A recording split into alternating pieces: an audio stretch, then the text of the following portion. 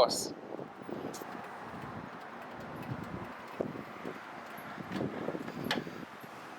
I love it. Couldn't be a tighter parking job. Hi. Hi. How are you? Good. How are you? Good. How's the ride? Good. Why don't we do some filming today? So if you're down, I have some questions for you. If you're down. Yeah. Just don't expose me like stalling my bike. Into like, oh look at this chick who stole their bike. I'm like, I swear I can actually ride. Sometimes. No, I got you rolling in. It was good. It was hot. Guy's gonna be like, yeah, this chick. That is the way to do it for sure. I always think about that. I'm like, fuck, I want one of those tricked out diners to do wheelies and shit on. Yeah. We'll just pretend we're not. Okay, here we go. We're gonna do an intro. Okay, so welcome to the Throttle Therapist once again. I've got someone I've just actually met, basically through Instagram. Yeah, Instagram, like local community, I guess. Yes, motorcycle community. This is Sarah, Hi. and we're going to talk about some funny shit today. Apparently. Okay, so Sarah was just telling me that she's vegan, so let's just get that out of the way. Yes. That's why I hate fish now. My mom force fed me fish. I hated it then, and Yeah, that's the wrong way to do it. Yeah. yeah, they were like, you will not leave this table until this gross fish frozen pie is eaten, and Oh my that God. was the last. Wait, what kind of fish were you eating? Frozen pie? Some crap in a pie. Yeah. And now I just In a can't. pie, I okay. literally have a gag reflex. So now any fish. Particularly salmon, which, if you don't know, viewers, this is the like king spot of the world for Yes. salmon. So that's the one thing. So growing up, we go salmon fishing. Well, my family still does, like every year in August on Vancouver Island. And so the freezer is basically full of fish, especially because it's basically like catching the fish is fun, but you have to eat what you catch. And that's one of the other things like hunting and fishing. Like you eat what you Yeah, you don't just chuck it consume. away. Like no, it's more so like, which I mean I think makes it better in a lot of ways. Anyway. Sure. So and I mean as kids we're like, oh yeah, we want to catch fish, and then when it would be the rest of the year, our parents are like, okay, you remember how much fun you have catching fish on the island? And we're like, yeah. And they're like, okay, well, you got to eat all the fish, all last year's fish. If you want to catch more fish next year, we'd be like, okay. Do you have ADD by any chance? A little bit, maybe. Yeah, I think so. Yeah. I've never been like diagnosed with stuff. But Yeah. Self-diagnosis. That's all. yeah. But then I I really, do, that's why I yeah, can't fish. yeah, that makes sense. I'm like, this sucks. Like, when can we do something fun? Yeah. Can this boat do a wheelie? Like, that's... I found a lot of people in the motorcycle community have ADD. I think that's right. It makes a lot of sense to me. And yeah, because you have no option but to focus on what you're doing. Yeah. And so it's like life or death, really. Exactly. Yeah. Yeah. So it can Really like amazing. zones one into the moment, which is I think a tough thing for ADD kids. Yeah. I think a lot of mental health in the motorcycle community, Oh, absolutely. Yeah. which is just a weird. We all kind of find it. Yeah. That's How did you get into biking? It's still there. How did I even get into biking? I don't think it even really hit my mind much. So basically what happened, you go like long story back, before COVID, I was working at a job that I thought was a good path, and I'd kind of gone down the path, and like a government job, and I sort of was doing it as I got into like a student job, and then it was kind of like, okay, you can keep going and finish the rest of the training if you want to, if they think you're doing well and you want to pursue it as like a career. But like I was kind of seeing the other people I was working with, and I was just the kind of work it was and how it would affect me mentally, and I was kind of like, I don't know if this is what I want to do for the rest of my life. Okay, we're back. That was a quick intermission. We've had caffeine. We're back in caffeine. And we're feeling way more comfortable with each other now. We had a good intermission there. That's what happens when I get caffeine. Yeah, now I'm feeling fired up. Okay, Yeah. so we were at a point where your career changed, and then you're going to tell us about bike. So you told us. Right. So Okay. I left the job I was doing because I felt like I needed to find something else and kind of find myself in that sense. So I ended up traveling. I was going to travel for like a year or something, like I was just like, oh, I'm going to go travel for a while. So I started with Southeast Asia. I went to Thailand, and I went up to Chiang Mai, and I really wanted to go to this elephant sanctuary that my friend had volunteered at, and it was really cool. I spent about a month in Chiang Mai, and the thing is, in Thailand, I mean, in Southeast Asia in general, it's just all bikes, like mostly scooters. Yeah. Some bigger bikes, but it's just everywhere, and it's like the most amazing thing to see. Like it's just, they're just so many bikes everywhere, and it's like this madness, but it's like coordinated also in a certain way, right? Like it's like this. That's sweet. Beautiful like dysfunction almost, where it's like. How did your crowd stuff deal with that? Sorry? Like being around so many people. I found it really overwhelming when I was there. Certain parts, yes. So Chiang Mai, where I was for a while, I felt very connected there because it was pretty much chill vibes. A lot. Like there was more open space, less crowds in a lot of it, I think. It was pretty close to like some of the mountainy areas. Like we went from there to the elephant sanctuary. It's just beautiful rolling hills and country. And then all the temples too are open air. None of them were really crowded. Maybe a couple are just like more tourist attractions, but a lot of them you're just there. There's like monks there and maybe a couple tourists, and it's just like you're outside, and it was very peaceful. Yeah. So I mean, I guess Chiang Mai in general wasn't as busy as some of the other cities, but it's still just like all bikes. Yeah. And the thing is like the bikes still seem kind of chaotic just because of how they drive. Right. But it's like it's chaotic, but it's also coordinated. Yeah. Like there's be a bunch of bikes, and then there'd be like a roundabout. And like some of them are going this way, and then like some of them are merging out. But like people will be merging out over like 5 other bikes, but like they won't ever hit each other, because I guess people just been growing up. Like that's all they know, right? They all ride. And if there's a gap, you go for it. You do, but it's just like you have to be aggressive. It's amazing though, yeah. So just like watching that. So and like I'd seen that, and I'd been meeting other tourists who were like oh, we're riding the scooters. Like Tapai was one of the spots a lot of them go, or different places. I'm like, oh, that would seem really cool, but I was like, I'd never ridden a motorcycle before, or like a scooter, and I'd hear about tourists having accidents. I'm like, I don't know if I want to like do that. Burns. Do you see tourists with exhaust burns? Yes. It's the best. I mean now, yeah. I'm like, oh my god, yeah. But I met this girl, and she was an expat. So she was, I think she was from New Zealand, and then she was worked online, so she can kind of live anywhere. So she was living in Chiang Mai at the time. And she was like, oh yeah, I'm doing this course at the Honda, I think it was called the Honda Adventure Riding Park, or Honda Safety Riding Park. That's the name of it. So and I looked this place up, and it's like they do motorcycle courses or like scooter courses for like tourists or locals. Or in her case, like she was moving and wanted to learn how to ride because she wanted to buy a scooter to get around on. Totally. And I looked at this place, and I'm like, okay, it's like a 2-day motorcycle course. But the price compared to Canadian dollars was like nothing. Yeah. And it was like this brand new state-of-the-art facility. Like all the bikes were brand new. They had like little roads and like little hills and fake stoplights and intersections. I'm like, great. Like this is just a cool activity to do while I'm traveling. I'll learn how to ride a scooter and take this course. Like some people go motorbike. Yeah. I'm like, I don't want to just rent a bike and not know how to ride it and die. So I'll just ride in this little safe course. Yeah. So we did that for 2 days, and it was just so cool. So we started on like a fully automatic, just like a scooter, like flat, your feet are flat. Yeah. And then the second day it was like a semi-automatic, so it had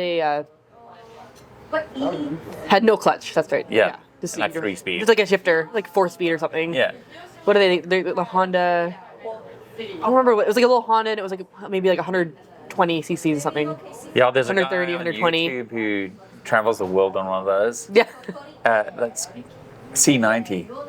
Oh yeah. Is it called a C90? I don't know. Not this one. Maybe there's a few different ones, but Honda. But yeah, it was like they have like a 120 and a 130. Sweet. But it was like great though. I mean, it was actual, and it was like an actual course with like fully certified Honda instructors, and it was really fun. So you didn't learn clutch at all on this course? Not on that one, no. Yeah, but then I did remember seeing it's like, so this is my first exposure to any kind of motorcycle. But then they had all the big bikes, so they do like a big bike course, and I was looking at that. Yeah. So thank you. And I remember like looking at all the bigger bikes and be like, wow, that's so cool. And they were doing like an actual motorcycle course there at the same time, and that's the first time I've ever seen that. And I'm like, maybe that's something I want to learn how to do. So I didn't do it like at that weekend, like we were just riding the scooters. But at that point, we'd ridden like the semi-automatic scooters, and I was like, okay, I feel pretty comfortable with this. So when I get somewhere that's like a little quieter, maybe I'll take one for a go. So I was traveling east, so I went to Chiang Rai, and they've got some really cool temples there. So that's where I stopped there to see, and so that's the first place I rented a scooter, just because I'm like, okay, like it's a bit quieter on the traffic wise. I feel okay with this, and I can. Maybe it was Chiang Mai first. I wanted to go to a waterfall. That's what it was. Okay. There's a waterfall like outside of the town, and and I'm like, so yeah, that's the first time I rented a bike. They took your passport. Sorry? They took my passport. Yeah. It's funny, I'm like, this is what the Google reviews say. It's normal, and I rented a bike. I googled how to get there, and I just went off on a little scooter. Just like French. No. Sweet. They must have done a good job teaching. I guess so. Shout out to Honda Thailand Safety Riding Park. Yeah. It was a cool place, though. I mean, I would definitely go back there. I mean, I don't know if I need to now, but they do like adventure bikes too. They had like this a little dirt course in the middle. Like, sweet. It was just you like a fun need place. That in Thailand. Some of the roads are fucked. Yeah. And to get to cool places. Well, that's what I realized after. So like, it's basically the first time I rented one, I went to this waterfall. It was like super cool and just felt really freeing to be on the bike. And after that, I was hooked. So I was kind of traveling east around, and so I'd rented a couple more like in Laos when I was there, and then I got to Vietnam. Yeah. And I ended up doing the Ha Giang Loop there. Yeah. So that's like a 3 or 4 day bike trip around. Crazy. It's like up the borders almost to China. On a scooter? Yeah. Duh. Sorry? Duh. Oh, it was so fun. And it was just like that was like one of the most amazing experiences I've ever had. So I did it with a group because I was kind of traveling by myself for most of it. Then I had a couple of friends I was meeting along the way. Like I met a friend in Vietnam, but she didn't ride and didn't really feel comfortable even being on the back of a bike, or it wasn't. She didn't really feel like she wanted to spend the money because like, I don't really care. But I was like, no, I really want to do this ride. Like, it looks amazing. When was this? This is 2020. Okay. Yeah. Right in the height of things. This is. But pre-COVID. Okay, so it's basically January. Yeah. Okay. So I was in Chiang Mai in January. After a couple weeks, they started hearing the word COVID come about and this risk of this virus, and people were like a little bit concerned, but you could tell we're mostly okay. Yeah. Like people in Asia, I found just like listen to the rules and are like don't freak out about things. It's like we'll be okay. Just wash your hands. There'd be little signs around like wash your hands. Yeah. So like so no one was really freaking out at this point or anything. Don't spit in people's mouths. Yeah. Right. Yeah. No funny business. Yeah. So I think I went. It was like a hostel that had like some of the tour guides were organizing like the trip around. Yeah. So I didn't have really people to ride with, so I joined the tour, and you could ride your own bike and you could prove to them you could ride the scooter. Oh. They made you audition. Oh, nice. They're like, okay, ride down the street, get to like 4th gear and stop and then ride back. And if you can do that, you can ride on your own. Amazing. And then the rest of them, you could ride on the back with like a Vietnamese driver. These like little old Vietnamese guys would just like drive you around your scooter. So some of the other girls in the hostel were just doing that, and the guys too. Yeah. It's kind of funny, like there's like these big guys, it's like on the back of a little scooter with like a little Vietnamese driver. And that way, like you could go on this motorcycle ride if you don't know how to ride a motorcycle. But that's right. I was like, no, I want to do it myself. Like I took my little course, I can show them I know how to ride this thing, and it was just the coolest experience. And they can like show you how to cut traffic and stuff. Oh, it was amazing, yeah. So it was just like all this mountainous, just like rolling hills. We got right up to the border of China, and there's a spot where you can apparently step into China, but the path to get there was like blocked because of COVID right now. We didn't go into China, but we could see China. So that's kind of cool. Listen, you guys are the issue. Like, you guys shouldn't be coming this way. It's not about us going that way. It's I fucking know. But whatever it was, we wanted to stand in China, but we couldn't. But But that was cool. So that was just like riding in the mountains, and like that's when I was like, this is like what bikes are for me. Like I just want to ride the rolling hills. It is a different adventure. Do you think it's because I've thought about this a lot actually? Like why it's like I guess you could get a convertible car and do the same thing, but like. I think it's because you engage more senses. Yeah.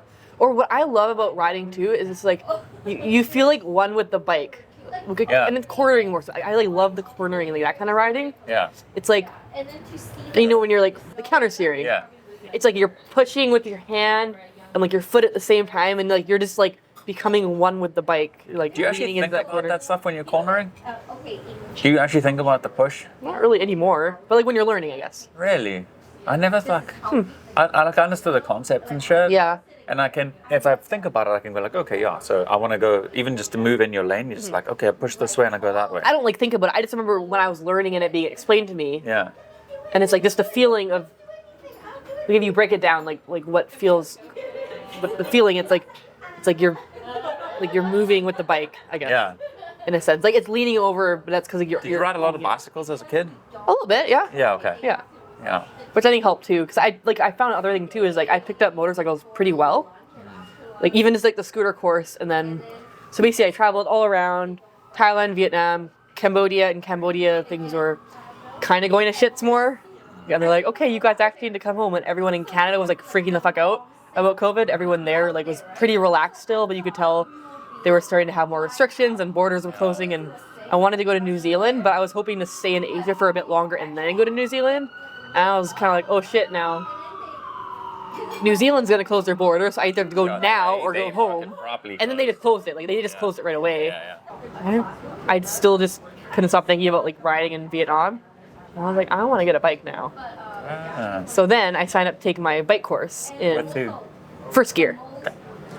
However, slightly before this, I was living in, like, Coquitlam, where I grew up. My family, so I thought I'd just be there for a couple weeks and go back traveling, and then I ended up getting a job at a local grocery store I used to work at just in the meantime, and I was riding my bicycle to work and back, and a car was like going to change lanes, and like I guess didn't see me, and then I couldn't get out of the way, and so I kind of like bailed off to the right and like hit the curve and like crashed and like broke my finger on the bicycle. So then I had to like, get surgery on my finger. So I'm like, okay, I need to like delay the bike course because like it kind of hurt a lot. Like I had like a pin in my hand here, and I'm like, I want to learn how to ride a motorcycle, but like I can't bend my hand. Just like riding. And it was like a stupid thing. I know, right? I'm like, but it kind of hurt. Was it like cast like that? That'd be awesome. No, but I had a big cast though, because I guess with like a pin and stuff. Straight. So everyone would be like, oh my god, you like broke your wrist. I'm like, I fucking broke my finger, and it's just like Should have this gone big to cast. for a backflip on the bike. I know, right? Nail it. Nailed the first one, the second one. So stupid. I was just like, it's just like my fucking finger, but like a big cast. And so then I got surgery on it, then it healed, and then I finally was able to take the bike course, and I bought a Honda CB500 as my first bike. Classic first bike. Sorry? Classic first bike. Yeah. Well, and then I feel like everyone was the like... X or the CB? F. F. So like the road version? Yeah, the road version. Okay. Basically, I wasn't really sure. I'm like, well, do I want a sport bike? I don't really know. But I didn't really know if I wanted like a cruiser bike, so I felt like that was a good place to start because it was like a sport bike, but it didn't have all the plastic and it was like a bit more upright. Yeah. And then a lot of people were like, "Oh, you got to start in like a 300," but I was like, "Meh." I feel like it's not that much different. And I'm glad I started on that too, because like within a couple weeks I wanted a faster bike already. Yeah, you're like this thing. Yeah, so I think I took the course on like a Saturday, Sunday, and on Sunday night I bought my bike. Sweet. And I had some nice. It's just 2 days? Well, it was 2 days of riding, and then I think there was 2 other days of like ICBC safety, and, like classroom. Yeah. I found it helpful. It was just good. Yeah. That's the thing too for me. It's like I know it's a risky activity, and I want it to be as safe and smart as possible, and like learn properly. I mean, it looks like you've done well. I mean, wearing Vans and. It looks like full safety first. Fucking yesterday, like rolling up things on bike life, and they're like, "Oh, so and so like lost half his foot wearing Vans," and I'm like, yeah, no, I need to get some better shoes." Like, I don't have good feet anyway, so I'm not gonna be like one of those foot model people. No, I know. like, yeah. Yeah. Well. Yeah. So it was COVID. It was 2020 in the summer, and so I had my bike and. It was just a really cool time to learn how to ride, though. Like, no traffic on the roads, and I didn't really have much to do. I was like, oh yeah, maybe I'll go travel when it opens up.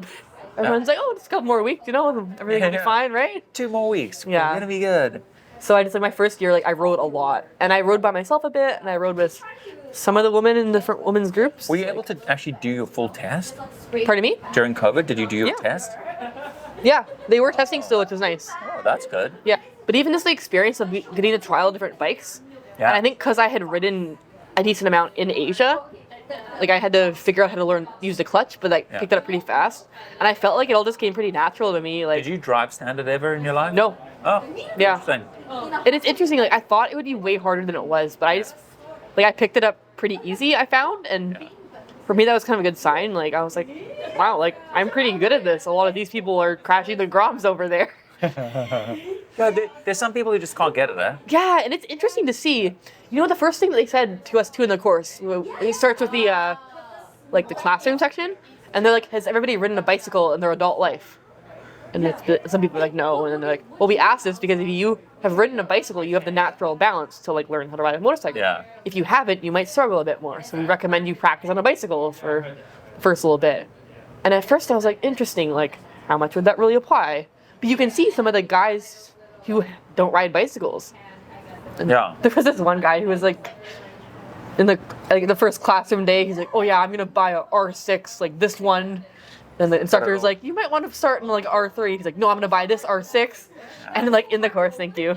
So he gets to the course and he like is like crashing the Grom. Oh boy, the instructor's like, I really think You probably get an R3. you want an R6, sir? You know that it's like a And he never got past the Grom in the course. Oh my god. Even just like the balancing and what do? You do like a little U-turn and stuff. Yeah. Some people like could not get that. It's like, oh, you just balance this way. I think a lot of people with their license can't do that. Yeah. It's like to turn around in two parking spot space. It's not easy. Like I can probably do it on the Buell pretty easy Yeah. because it's so small and short. Oh yeah. But like if I had a full bagger or something, I'd probably be like nervous, eh? I'd be like maybe nervous, but it's like a technique. It comes though, and it's I guess balance too. Yeah. Also, like Harley, So yeah. you have lurch. You what? You have a lurch on the. Oh, that too. Actually, that's a good point. Yeah. I feel like that makes things more difficult for sure. Oh, wait, more difficult? Yeah. I'm Because always it's like little spinning my bike around little small spots. Yeah. Yeah. Okay, we're gonna film that later. See how that goes. I don't know how small. Actually, it would be fun. It would be interesting to like do that again, like the course, like the actual measurements and like. Yeah. Right. Yeah. Yeah. I wonder if you ever have to do your license again. I wonder if you could do it. Probably. Wait, they do like the police events, the ICBC like safety ones, and I'm like, if I show up with my illegally loud exhaust, like, are they gonna let me do it? I don't. It's hard to say. I feel like they'd rather see you show up to learn how to be a safer rider, and then nitpick you about your bike exhaust. But I know some of the bike cops are pretty like dicks. I haven't had an. I've seen like if you get on your like everywhere you go. Yeah. You're like fucking heat score. Yeah. As soon as I see a cop, I'm like clutch in. Oh yeah, for sure. Gear down or up or whatever. I've heard there's like a few VPD or like one VPD bike cop that's just like out to get all bikers with Yeah. exhausts. Yeah. I mean, I've had a good experience for them. One time I was on West Broadway, heading east through Burrard, and I did a wheelie, changed gears, and changed lanes through the intersection at the same time. And the cop was 2 cars behind me. Oh my god. He's like, 1, I didn't do anything about the first wheelie you did 2 blocks back. And 2, you changed lanes while doing a wheelie in an intersection. He's like, you're just lucky that guy didn't pull you over. And it was a bike cop coming. Oh, The yeah. sergeant, whatever. Of course, yeah. Oh my God, am I lucky? Yeah.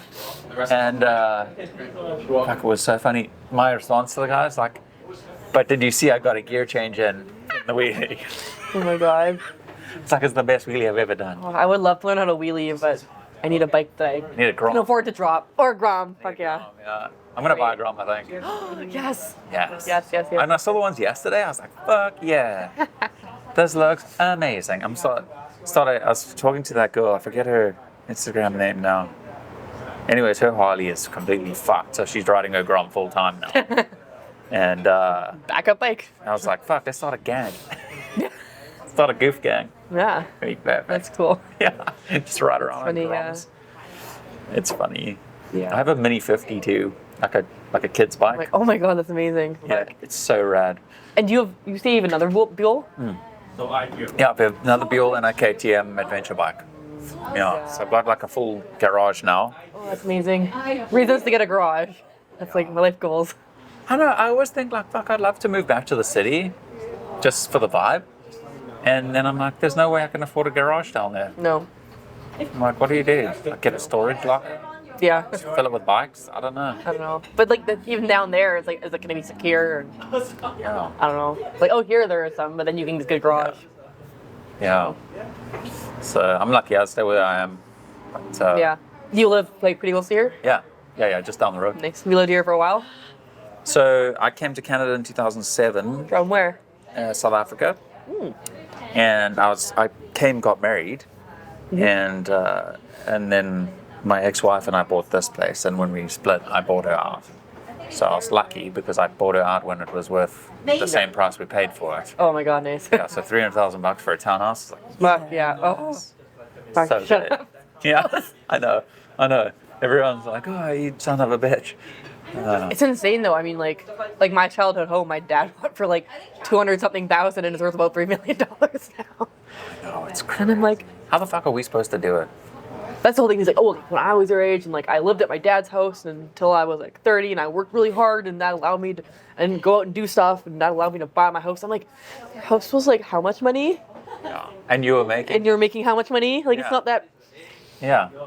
Like even if I be as much of a workaholic as you, like I cannot keep the same effects. Yeah. But No, and I'd you're rather ride a at motorcycle this and have fun. point in your life, you're not moving back home.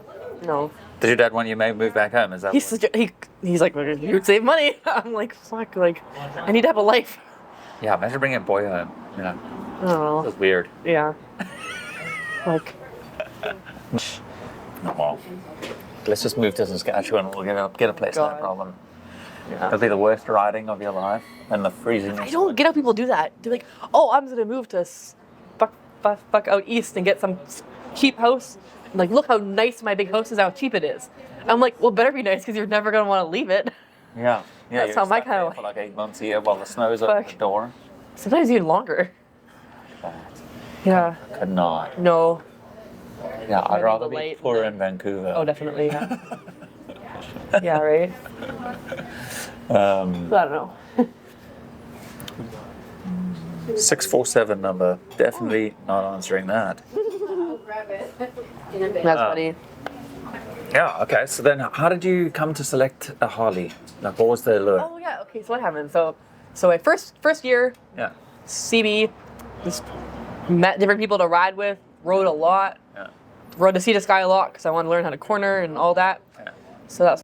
Okay. Oh yeah, getting Harley. We've got to get back into the Harley talk. So I crashed my bike and I'm going, I can't afford the Harley I want right now. Like, I didn't want to get another Honda CV.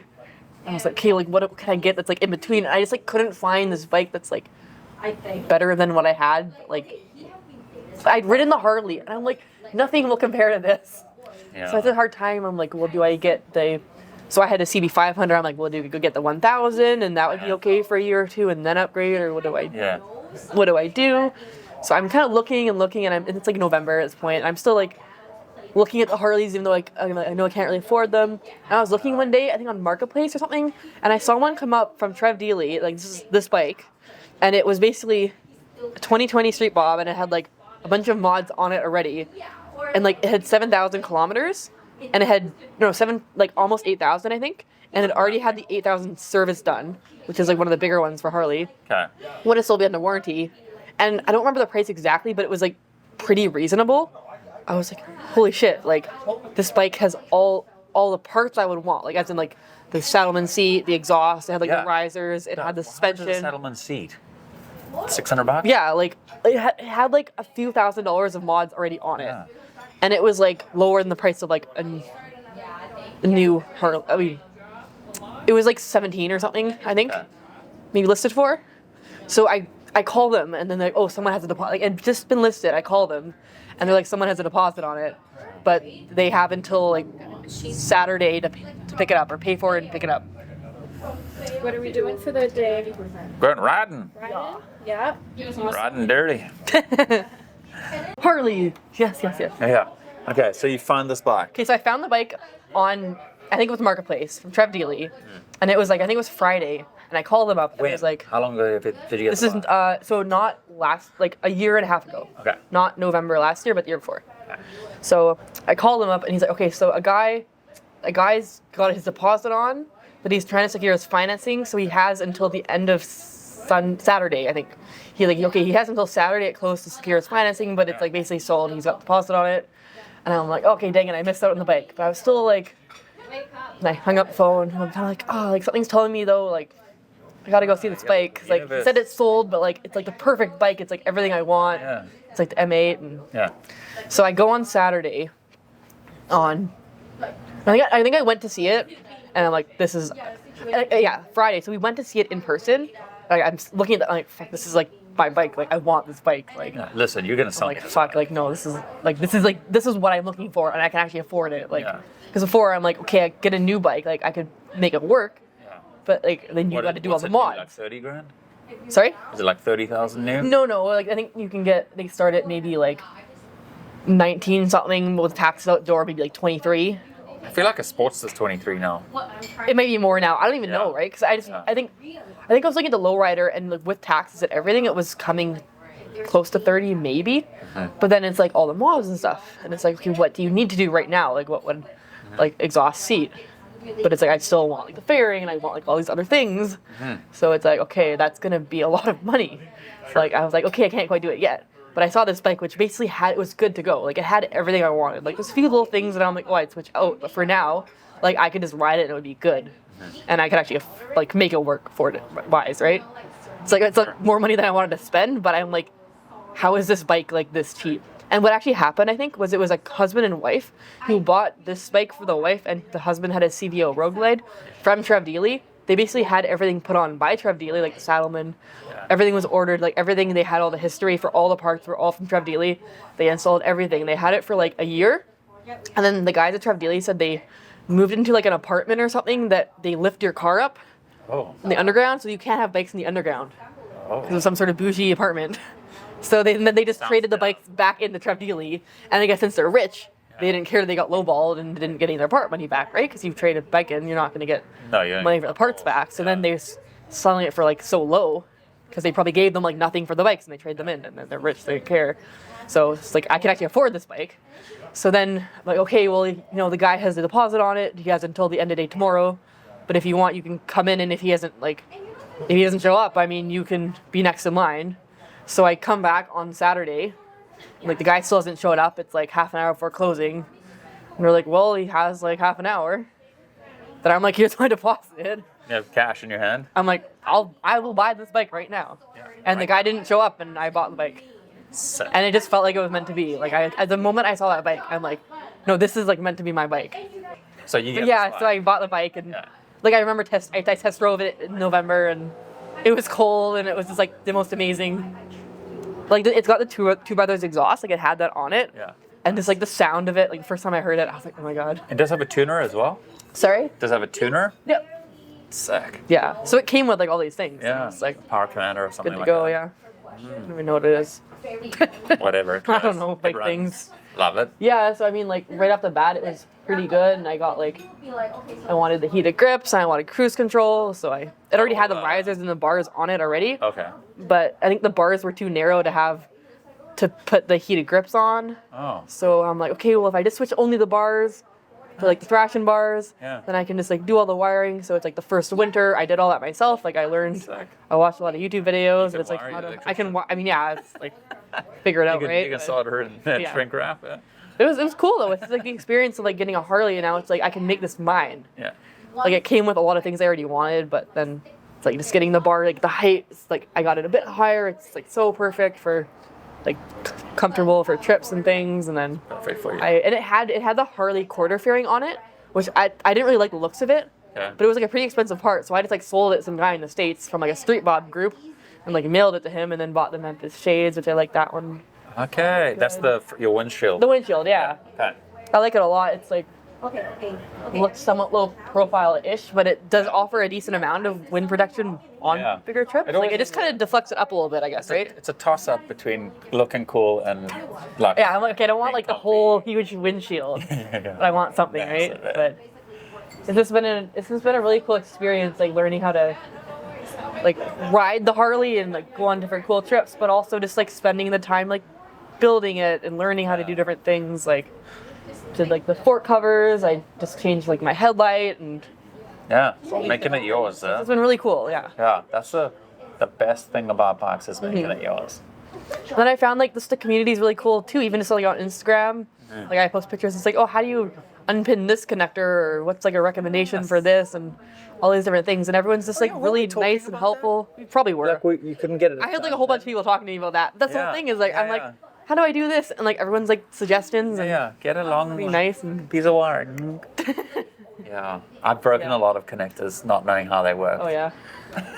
I still actually, like the one's still not really done. It's just tucked behind because I need like a longer. I don't have like a long enough thing for it. Long enough peck. Yeah, I was gonna order it on. It was $9 at Amazon. So Sometimes it's just a stupid tool. Yeah. Like, so on my other Buell, you have to valve service it like Japanese bikes, right? So it's not a push rod engine like Harley's or whatever. So there's little shims, and it's so sketch because if you pick a shim up and you drop it, it's fucking in there. oh Like, fuck. you have to take the whole fucking top of the engine off to get it. Oh my god. So there's a student in the Buell community, and he's like sends me the part.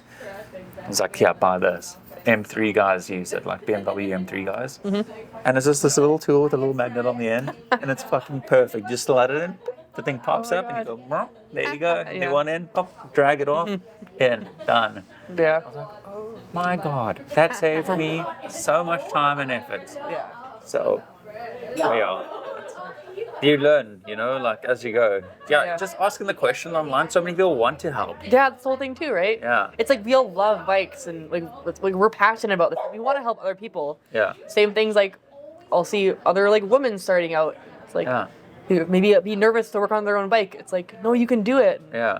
I mean, you know Rochelle at True Grit, right? Oh yeah, fuck. Yeah, shout out to Rochelle. Like she's super awesome and just making it inclusive as well. Like when I first started riding in my Honda, like she was doing workshops. It's like how to change your own oil, how to like take care of your chain, she did my brake fluid with me. It's like, and she'd like do it with me. Yeah. So I'm like, I want to learn how to work my own bike. Yeah. She's like, well, no, like, okay, you could drop it off to a mechanic shop and then pick it up. But like, I want to work on it with you. And I want to learn so I can do it myself next time. This just makes it accessible. That was one of the biggest annoyances for me was buying my KTM, because they won't, if you don't take it to them for first service, they won't warranty your bike. I feel like, hasn't that been, apparently they are trying to say that you can't do that. Yeah. Like, but I don't know how true, right? I don't know, but I didn't want to risk it. Yeah, that's the whole thing. It's like such a big risk. But it was like $700. And I was like, what did you do? Right? I'm like, well, we took one of the side covers off and changed the gasket just to make sure everything was okay in there.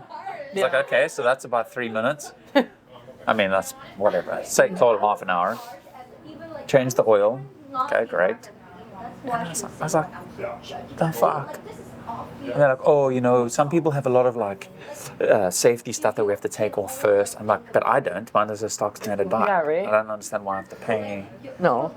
And Even like, so I had my bike actually this year at Harley, because when I was changing the wire, doing the bars, like, so it had been done before, and one of the connectors was kind of fucked up. Yeah. And so I changed it and everything worked fine, but I had like a light on. I think it was for that one connector in like the right throttle control module. Yeah. And I was at Harley for some sort of deal they had. Like they had a Mountain View. They had a deal where they'd pick up your bike for free, inspect it, and deliver it for free, and then anything you need to be done, you could just do that on top of it. So we're like, oh yeah, it's off season. They'll trailer your bike in. Cool. So I'm like, oh, can you just take a look at that connection? And like I could just resolder it myself, but I didn't really want to at the time because like the bars were like a bitch to do. And so then I asked them like, oh, how much would it be to fix that? And they're like, oh, it's under warranty, so we'll just order you a new part. And I'm like, cool, works for me. But even just with that, it's like, oh yeah, so what happened? So they were ordering the new part, which I'm like, I feel like you could just solder the wire and be fine. Sure. But they apparently don't do that. They just order parts. Yeah, so I'm like, well, it's a free $500 part. Like, okay. Yeah, totally. Works for me. But at the same time, I'm like, well, I do need to do my oil. I don't really feel like doing it. So like, how much is it to just do an oil change? Yeah, like only the regular, like only the oil, not like the primary or the transmission. Yeah. And they're like, oh, like $300 total everything. And I'm like, what? And like I've done my oil change before myself, like a couple times. It's easy like as all fuck. 3 holes. And I'm like, just the 1 hole. It's like okay, yeah, you pay for the oil and the O-ring and Sure, $40. but then like you take one screw off, drain it, put it in, put the screw back on. Yeah, change So the it's filter. like $300 also. I'm like, what? I get it. I owned a motorcycle shop for a minute, and like I understand it's freaking expensive. Oh yeah, for sure. just the shop Yeah. alone. Like, you're just hoping the back 10 days of the month you had good business, because that's the profit leg. But it was freaking hard. Yeah. So I'm not envious of shops, and I get they have to do what they got to do. Or the people who can just like take the bike in.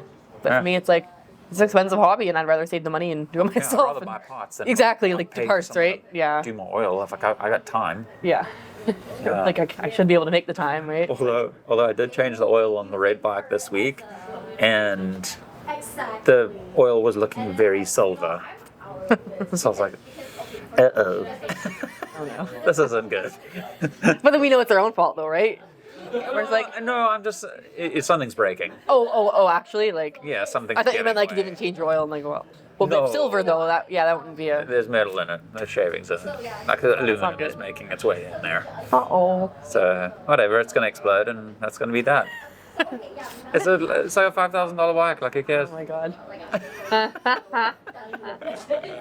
So how do you find it? Like, is it hard to find parts for your bike, or? Depends what parts. So I can still find most of the stuff. If I had to get a new crate engine, it would be difficult.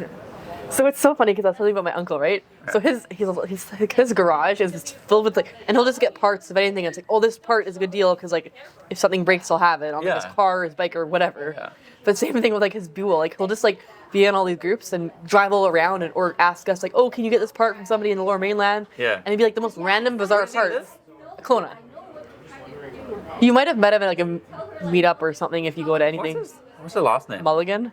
Oh yeah, Pat Mulligan. I can definitely know that guy. I think I've actually swapped brake pads with him before. Oh my god. Because the wheel community is so small. I bet you, yeah. Yeah. But I swear, like his garage, he has like the most random assortment of parts. Like there's so many parts. Rad. Oh man, you got a lot of lights going on there. Oh, that's just when you like don't put it on or like. Looks cool. It's a really nice heads-up display. I do like it. Like all the guys are like, oh, it's not old school or whatever, but some of the other ones have like this display down here. Oh, okay. It's like dialogue. Like, I like it better. But like it's to the point. I can see everything. Yeah. Looks red. Looks nice and flush. Yeah. Yeah, like this part came with it. It would have been so expensive to buy. The risers and top clamp. Yeah, that looks like really nice machine work. That came with the bike. Crazy. Yeah. OG. Original garage. They're Canadian too. It's cool. Really?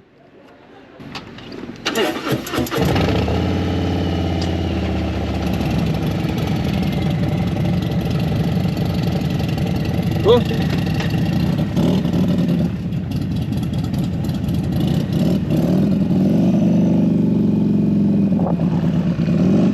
Hey, thanks so much for watching. I'm not in my usual studio, as you can see. I'm sort of halfway between things, but I'm on my way to Kamloops.